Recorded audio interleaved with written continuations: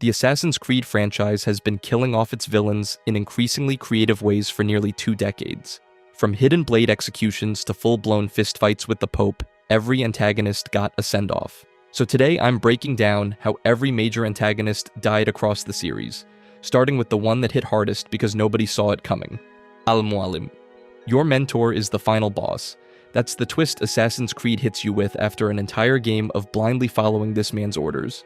Al-Mualim spent the whole game sending Altair out to eliminate 9 Templars one by one, framing it as righteous work for the Brotherhood. Turns out he was just clearing the board so nobody else could claim the Apple of Eden. Here's the thing. This man raised Altair, trained him, stripped his rank, and gave him a shot at redemption. Every mission felt earned because your mentor believed in you, and then you climb to the top of Mashia Fortress and find him mind-controlling the entire village with a glowing golden orb. Cool. That's also a thing that happened. The boss fight was unlike anything else in the game. Al-Mualim used the apple to conjure 9 hallucinations disguised as the Templars you'd already killed. You had to cut through all of them before he'd face you directly. Then he physically restrained Altair with the artifact's power, freezing him in place while monologuing about peace through domination. The actual kill required breaking through the apple's hold to finally put your blade in the old man's neck. His confession was pure hypocrisy, and he didn't even try to hide it. He condemned the Templars for wanting to control humanity, then admitted he wanted the exact same thing. He was a Templar in everything but name. What makes this death matter is what it established. Al-Mualim's betrayal became the franchise's DNA. Mentor figures who aren't what they seem, allies hiding Templar allegiances, the enemy inside the Brotherhood. This remains the only time in the entire series where you assassinate your direct mentor. Nobody else got that particular knife twist. His death made Altair the new mentor, but it also left the Apple of Eden sitting in Masyaf like a ticking bomb. That single artifact defined the next several decades of Altair's life, forcing him to reform the Brotherhood entirely. But at least Al-Mualim kept his scheming within the Brotherhood. The next Templar on Altair's list took his ambitions to an entire holy war. Robert de Sablé. Here's the thing about Robert de Sablé, he was a real person.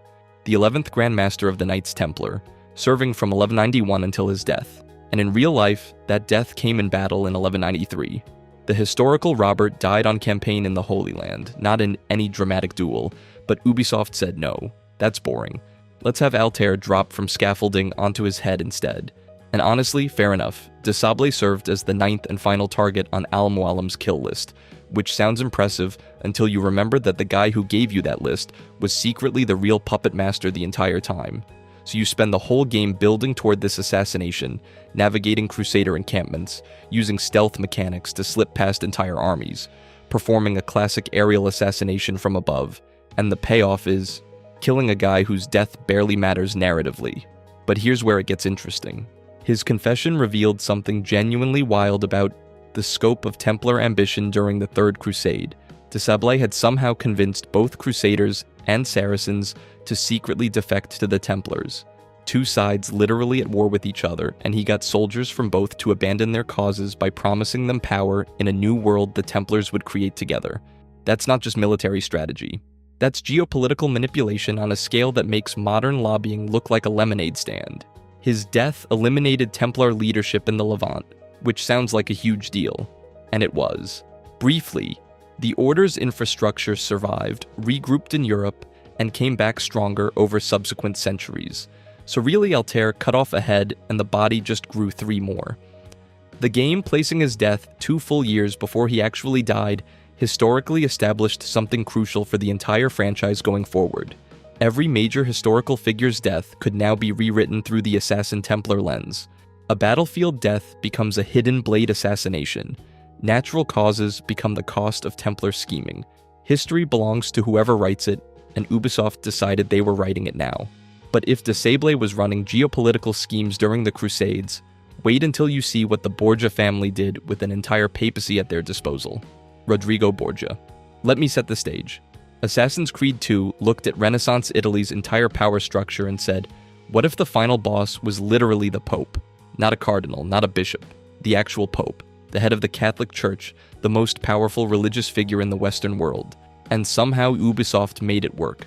Rodrigo Borgia bought his way into the papacy in 1492 through Simone, a fancy word for bribing your way into the holiest job on earth. But in the Assassin's Creed universe, he wasn't just running the church.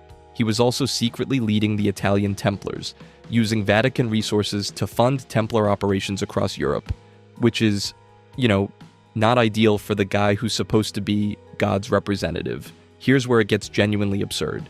His biggest confrontation doesn't involve stealth. There's no hidden blade from the shadows or careful plotting. Ezio just walks into the Sistine Chapel and gets into a straight-up fistfight with the Pope, inside one of the most sacred buildings in Christianity. The series went from plan your assassination from rooftops to punch the Pope in his stupid face in one game. Before the fists start flying, Rodrigo pulls out the Papal Staff of Eden, a literal magic weapon. The fight made you parry his staff attacks, wait for openings, and chip away at his health while he blasted you with ancient precursor tech, inside a chapel, wearing papal robes. I don't know what to tell you. And here's where AC2 plays its own twist. Ezio defeats Rodrigo in that fistfight but doesn't kill him. He tells Rodrigo he was never the prophet, never destined for the vault, and walks away. In those final moments, Rodrigo breaks. He never believed in God or the Bible. He became Pope for one reason: access to the vault beneath the Vatican. He wanted to combine the staff and apple of Eden to open it, accessing first civilization tech that would grant him divine authority over Europe. The religion was always just the key. Then Brotherhood finishes what Ezio wouldn't. Cesare forces a cantarella-laced apple down his own father's throat in 1503, and here's where the game actually matches history. The real Rodrigo Borgia died that same year, and historians still debate whether it was poison or illness. Ubisoft didn't even have to rewrite the timeline on this one. The Borgias were already that dramatic. His death cracked the Borgia dynasty wide open. The papal seat was vacant, and while Cesare scrambled to influence the next election, their grip on the Vatican was slipping. They'd lost their strongest piece. But if you think Ezio walking away from a beaten pope was the end of the Borgia problem, you haven't met Cesare. He took his father's humiliation personally. Cesare Borgia is one of those rare villains who genuinely seems to enjoy being evil. Not in a philosophical way, not in a necessary sacrifice for the greater good way. The man had his own brother killed, used a courtesan allied with the Templars to do it. And that was before Ezio even became a problem for him. Here's the thing about the Borgia family in Assassin's Creed. Rodrigo was calculating, cold, ideological. He believed in what the Templars stood for, even if his methods were brutal. Cesare was pure ambition, wearing a suit of armor. The illegitimate son of Pope Alexander VI, born in 1475, and by the time Brotherhood picks up his story, he's already seized control of the entire Templar operation after Daddy Dearest stops breathing. No mourning period, no hesitation. Just great, my turn now. And Brotherhood gives him exactly the death he deserves. The Siege of Viana, 1507. Ezio corners him at the castle, and the final fight is a multi-stage nightmare. First, traditional sword combat on the ground. Cesare's aggressive, relentless, the kind of fighter who won't give you breathing room. But then it shifts. You're scaling the castle walls, chasing him upward, and this is where it gets interesting. Cesare actively tries to knock Ezio off the walls during the climb, miss the timing on your leap of faith mechanics, and you're eating cobblestone from several stories up, which is, not ideal. But here's where the poetic justice kicks in. Cesare refuses to abandon his heavy armor during the wall climb. The same rigid, controlling nature that defined his entire life, his refusal to adapt, to let go of anything he considered his, that's what gets him killed. He's too weighed down by his own ambition. Literally. His memory corridor confession is telling. No regret, no philosophical revelation. Just the flat admission that order requires sacrifice, and that he planned to dispose of every single one of his followers once they outlived their usefulness. The man built an empire on disposable people and couldn't fathom that he might be disposable too. Rodrigo died believing in something. Cesare died believing in himself, and that's exactly why Ezio threw him off those walls. But if you think a son killing his own brother for power is dark, wait until you meet a father who has to kill his own son. Haytham Kenway. Here's the thing about Haytham Kenway, you played as him. For the entire opening act of Assassin's Creed 3, you were this man. You liked him. You thought he was the protagonist, and then the game pulled the rug out from under you and said, actually, he's a Templar, and his son is going to kill him, which is, not ideal. Haytham founded the colonial right of the Templar Order in 1754 and led it for nearly 3 decades, but he wasn't born into the cause. His father, Edward Kenway, was an assassin. After Edward's death in 1735, a man named Reginald Birch converted the young Haytham to Templar ideology, raised him in it, shaped him completely. So when Connor eventually drives a hidden blade into his father's throat, he's not just killing a Templar Grandmaster. He's ending a generational tragedy that started 46 years earlier with a dead assassin and an orphaned boy. But before any of that happens, there's the alliance. Haytham and Connor actually worked together to further the American Revolution. Father and son, Templar and assassin, fighting side by side. For a brief moment, it looked like maybe the centuries-old war between their orders could end. Haytham himself believed it. He genuinely wanted reconciliation. Then it collapsed. Haytham admitted that his dream of unifying assassins and Templars was impossible, not because of ideology, but because of people. Neither side would ever fully bend, so he chose to protect what remained of his colonial right, even knowing it meant fighting his own son. The boss fight itself takes place across snow-covered frontier terrain. Trees, cliffs, environmental hazards. It's a multi-stage duel with complex dodge and strike mechanics, and Haytham fights like he means it. The final kill requires a precise hidden blade execution after a takedown sequence. Connor pins his father and drives the blade home, and then the memory corridor happens. This is where Assassin's Creed 3 earns its reputation. Haytham dying tells Connor that order is what humanity truly needs. Connor fires back that freedom is peace. Neither one concedes, neither one apologizes. There's no villain monologue about being wrong. Haytham dies believing he was right, and Connor kills him believing the same thing about himself. Nobody wins that conversation. His death eliminated colonial Templar leadership during the final years of the Revolutionary War. But more than that, it represented the only serious attempt at Assassin-Templar unification in the entire franchise, and its complete, total failure. Every game after this one operates under the assumption that peace between the orders is a fantasy. Haytham proved it, but if you think killing your own father is the emotional peak of Assassin's Creed 3, wait until you see how Connor finally catches up with the man who burned his village, Charles Lee. Connor spent an entire game wanting this man dead. Not for ideology, not for some grand Templar scheme, but because Charles Lee personally terrorized his Mohawk village when he was a child, grabbed him by the throat, threatened his people, made it personal in a way no other Assassin's Creed vendetta has matched before or since. And here's the thing, the actual kill should feel triumphant. It doesn't. The assassination sequence starts with one of the franchise's most demanding chase sequences through a burning shipyard at the docks. Smoke, fire, guards everywhere. Pure parkour mastery required just to keep Lee in your sights. The man runs like his life depends on it, which to be fair it does. Lee escapes by ferry to Monmouth, where Connor finally corners him at the Last Drink Tavern in Monmouth, New Jersey. But the fight itself, brief, almost anticlimactic. A short struggle, then the hidden blade finds its mark. What makes this death unique in the franchise is the complete absence of a memory corridor. Lee is the first major assassination target in the entire series to die without one. There's no philosophical exchange in the tavern either, no last words about Templar ideology, no debate about control versus freedom, just Connor, a hidden blade, and the end of something that started in a burning village when he was a child. Pure, distilled vengeance. No lecture on the other side of it. Now here's where the irony gets thick. The real Charles Lee was court-martialed for cowardice at the Battle of Monmouth on June 28, 1778. Cowardice. The game turns this man into a dedicated, ruthless Templar operative willing to burn villages and murder children, and historically, he couldn't even hold a battle line without retreating. He died of pneumonia in 1782. Not exactly Templar material. The game knows what it's doing, though. Lee's death removed the last major Templar operative in the colonies, but his actual strategic importance was minimal compared to Haytham. Connor's father was the real threat. Lee was just the face Connor pinned all his rage to. And that disconnect, the burning hatred versus the hollow payoff, feels intentional. The game seems to be saying something uncomfortable about revenge. You can spend years chasing it, and when you finally get it, there's nothing on the other side, which is not ideal when you've just spent 30 hours building toward this moment. But narratively, it's one of the boldest choices the franchise ever made. If you think a hollow revenge kill is complicated, wait until you see what happens when an antagonist dies believing he already won. Francois Thomas Germain.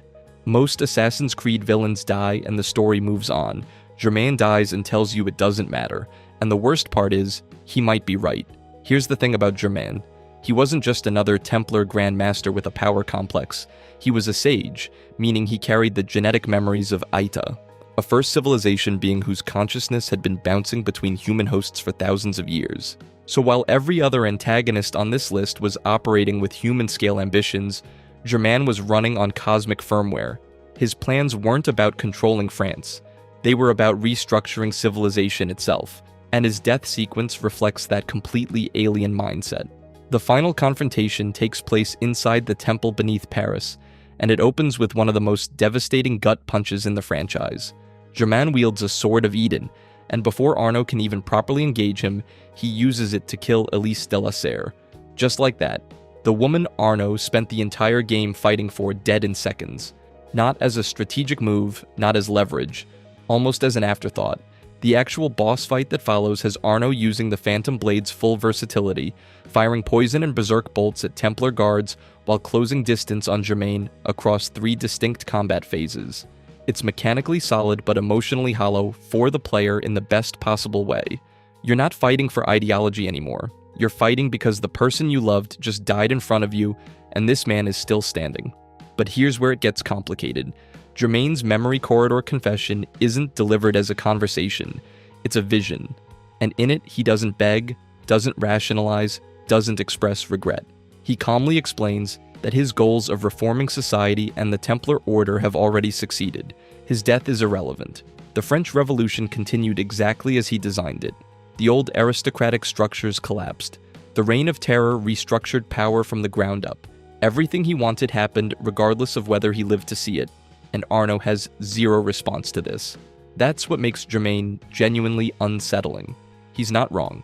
Historically, the real silversmith died in 1791, but the game extends him to 1794, placing his death squarely during the Terror. The chaos continued without centralized Templar direction. Society was restructured through violence. The old order fell. His philosophical claim that destruction enables true reform went completely unanswered because the evidence was burning in the streets above them. His sage status adds this layer of cosmic horror to what could have been a straightforward political villain. Normal Templars want control. Germain wanted transformation on a timeline that transcended his own lifespan. He was playing a game measured in centuries, not years, because part of him had already lived for millennia. He dies claiming victory, and the revolution proves him right, which is, not ideal. But if Germain operated through ideology and chaos, the next villain on our list preferred something far more direct. Total economic domination of the world's largest empire. Crawford Starrick. Here's the thing about Crawford Starrick. Every major antagonist we've covered so far has been rooted in real history. Real people, real events, real deaths that the writers just had to massage into the Assassin Templar framework. Starrick is different. He's completely fictional, and that freed the writers to do something they'd never done before. Build a pure embodiment of Industrial Revolution exploitation without worrying about historical accuracy. From 1827 to 1868, Starrick operated as Grand Master of the British Templars, controlling London's entire industrial infrastructure through 7 cohorts. Each one represented a different flavor of Victorian-era greed and corruption. Railways, factories, banking, medicine, all of it funneling upward to one man who believed that labor existed solely to be controlled. He wasn't hiding behind religious authority like Rodrigo or revolutionary chaos like Germain. His ideology was straightforward. I own everything, therefore I decide everything. But his death is where Syndicate completely shifts what an Assassin's Creed boss fight can be. The final confrontation takes place inside the vault containing the Shroud of Eden, and Starrick gets to it first. The moment he puts it on, the rules change. He regenerates. Hidden blade strikes that would kill any other target, he walks them off. Jacob hits him, Evie hits him, and Starrick just keeps coming back, physically overpowering both assassins repeatedly like they're children. This is the first time in the franchise where a single protagonist literally cannot win alone. The fight requires both Jacob and Evie working cooperatively across 3 distinct phases. Players had to identify and destroy the Shroud's power sources scattered throughout the vault to strip away his regeneration before any damage would actually stick. You couldn't just parry and counter your way through this one. You had to fundamentally change your combat approach mid-fight, something no previous entry had ever demanded. It was, mechanically speaking, the most complex boss battle in the series up to that point. His memory corridor confession stayed true to his industrial philosophy. No grand mystical proclamations, no appeals to ancient wisdom, just cold Victorian pragmatism. Chaos must be replaced with order. That's it. That's the whole ideology. Control of labor and industry wasn't a means to some higher Templar goal for Starrick. It was the goal. The modern evolution of everything the Order stood for, stripped of all the mystical window dressing. With his death, direct Templar control over London ended. But here's where it gets interesting. Syndicate's post-credits scene hints that their influence didn't disappear so much as adapt. Starrick dies in 1868, the Fabian Society forms in 1884. The methodology of controlling society through institutions rather than individuals. That survived just fine without him. But if you think a supernatural artifact made Starrick hard to kill, wait until you see what happens when a Roman general gets his hands on the Apple of Eden in ancient Egypt, Flavius Metellus.